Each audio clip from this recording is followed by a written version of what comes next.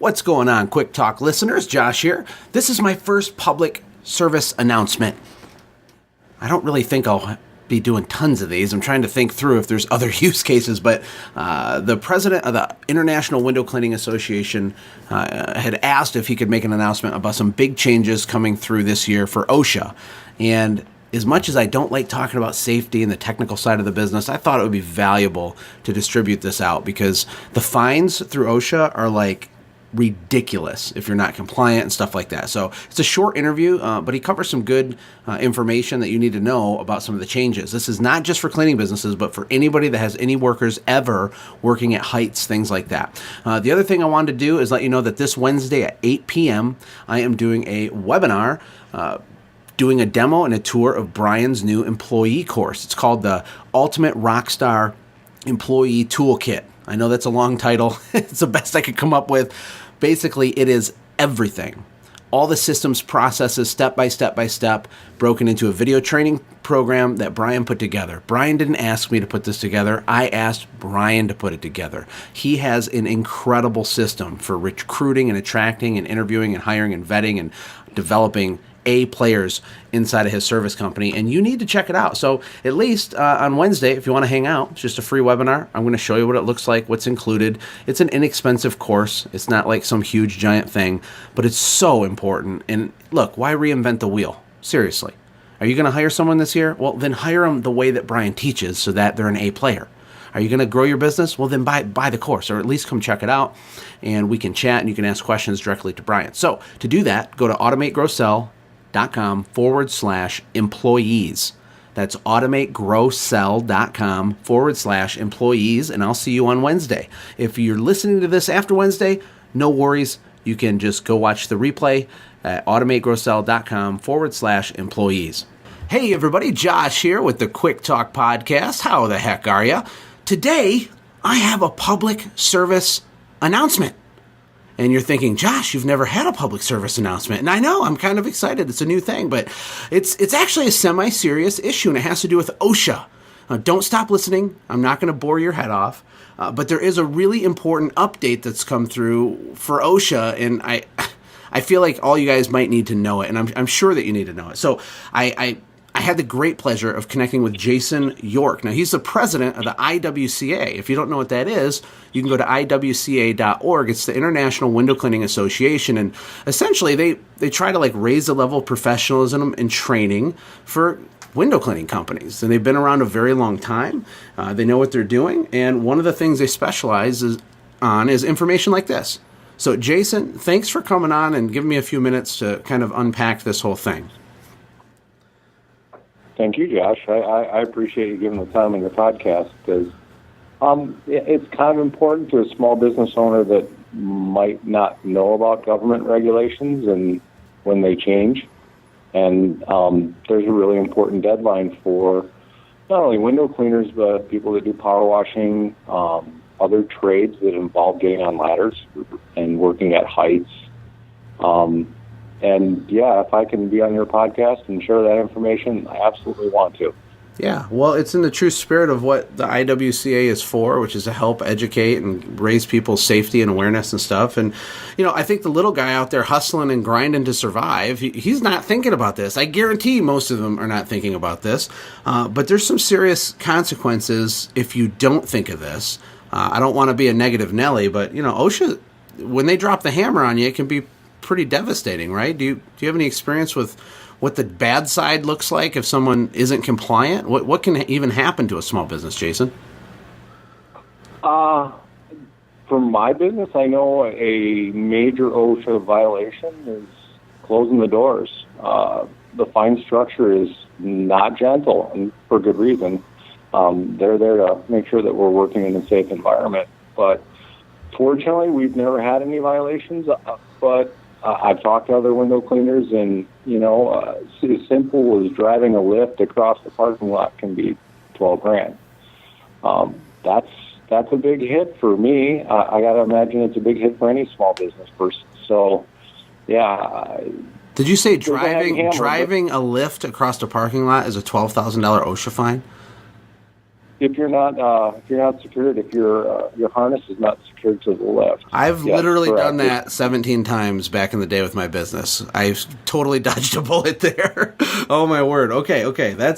And we just don't know this stuff. So, I mean, there's a deadline. You mentioned a deadline.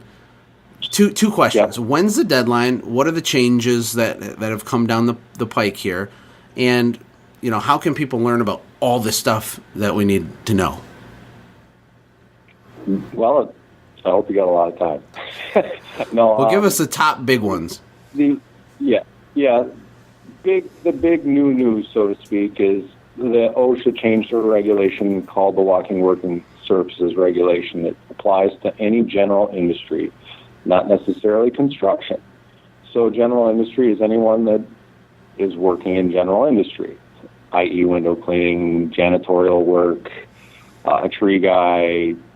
So this regulation hadn't been updated since 1973.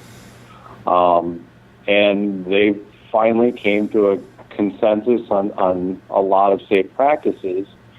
And one of the criteria that was set forth in these new regulations is that anyone working at height has to be trained, industry-specific trained, in the areas of hazard awareness, fall protection, ladder safety. So if somebody's working at height, like a window cleaner or somebody who does roof washing, they have to go through training, documented training, by May 17th.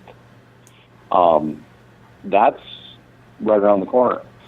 And you're right, a lot of people are more worried about how much to pay per click with Google ads than they are paying attention to regulations. And so that's why I want everyone to be aware that that's if you're a one-person operation, that's if you're a 100-person operation. Anyone working at heights has to have some industry-specific hazard awareness training. Now, does this include all the employees that work for your company, or just you as a leader? And can it be done online? Is it in person? How does that work? Anyone that's exposed to being at heights. So if somebody's climbing a ladder, they need to have training. If they're on a rope coming on the side of the building, they need training. And 6 feet off the ground is really the criteria. So if somebody's working 6 feet or more off the ground, they need to have training by May 17th.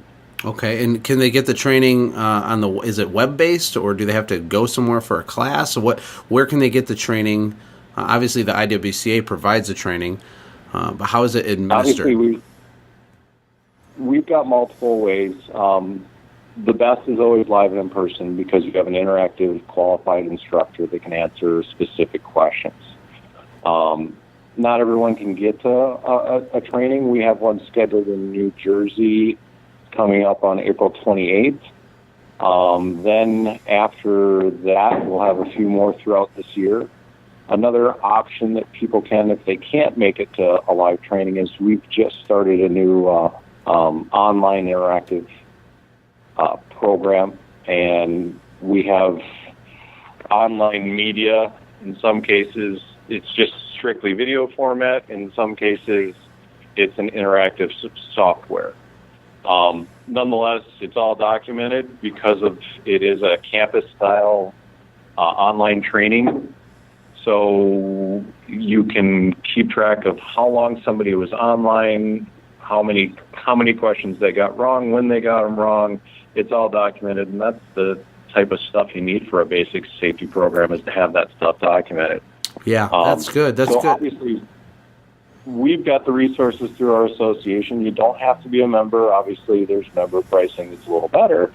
But it is available right online. There are other, obviously, resources out there, but at the end of the day, if you're putting an employee at risk and working at heights, you have to have them trained, and it has to be documented by that deadline. There are other deadlines associated with this regulation as well that has to do with the building owners.